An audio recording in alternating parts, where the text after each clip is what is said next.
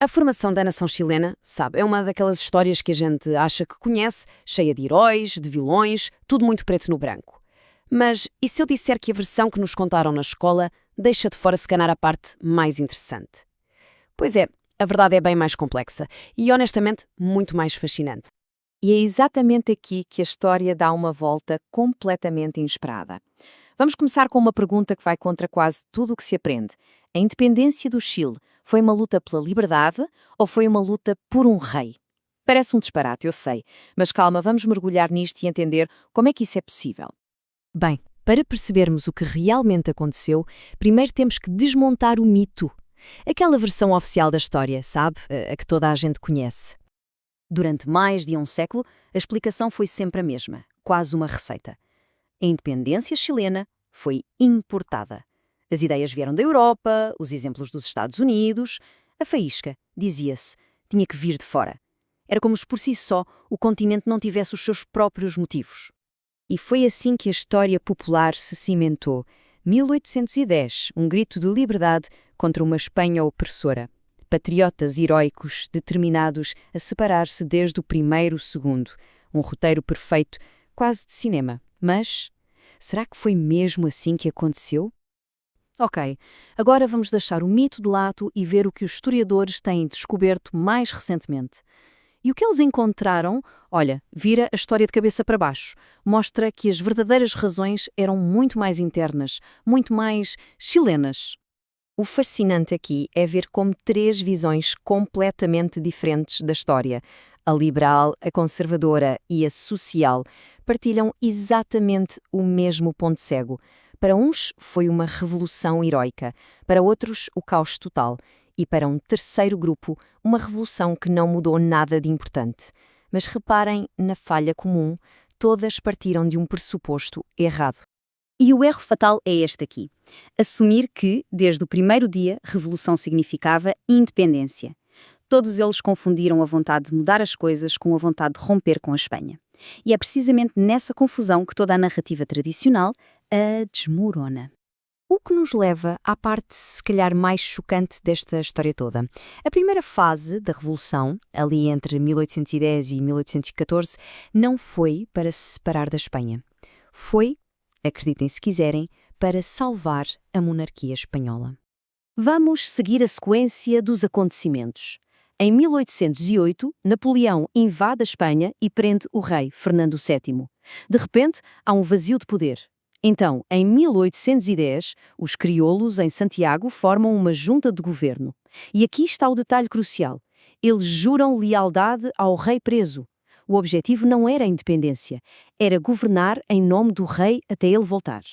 Quem não acreditou nisto foi o vice-rei do Peru, que os acusou de insurreição e mandou tropas. E aí, a guerra começou. Isto aqui é o mais importante de tudo. O objetivo inicial não era criar uma república. Era, na verdade, criar uma monarquia constitucional com o próprio Fernando VII como o rei do Chile. Eles queriam uma ligação direta com o rei, eliminando os burocratas coloniais pelo meio. A questão era reformar a relação com a coroa, não romper com ela. E esta é a palavra que muda tudo. O movimento não era independentista, era autonomista. A luta era por autogoverno, por controle local, mas sempre, sempre dentro do Império Espanhol. Entender esta diferença é a chave para decifrar todo o resto. Então fica a pergunta, não é? O que é que correu tão mal? Como é que um movimento que começou por lealdade ao rei se transforma num ódio mortal à monarquia?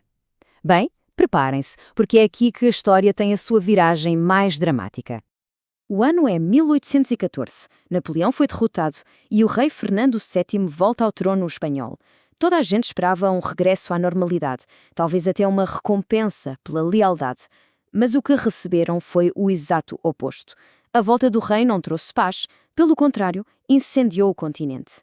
O rei voltou como um monarca absoluto, determinado a punir qualquer um que tivesse ousado governar na sua ausência. E a repressão foi selvagem. Esta frase atribuída ao novo governador, Marco Del Ponte, diz tudo. Não deixaria aos chilenos nem lágrimas para chorar. Isto não foi uma negociação, foi uma vingança. E essa vingança mudou absolutamente tudo. E esta comparação resume a transformação de forma perfeita. Antes de 1814, a raiva era dirigida aos maus administradores, aos funcionários do rei. Depois de 1814, o problema passou a ser o próprio rei. A luta por autonomia dentro do império transformou-se numa guerra por separação total. O ressentimento contra os burocratas virou ódio contra a coroa.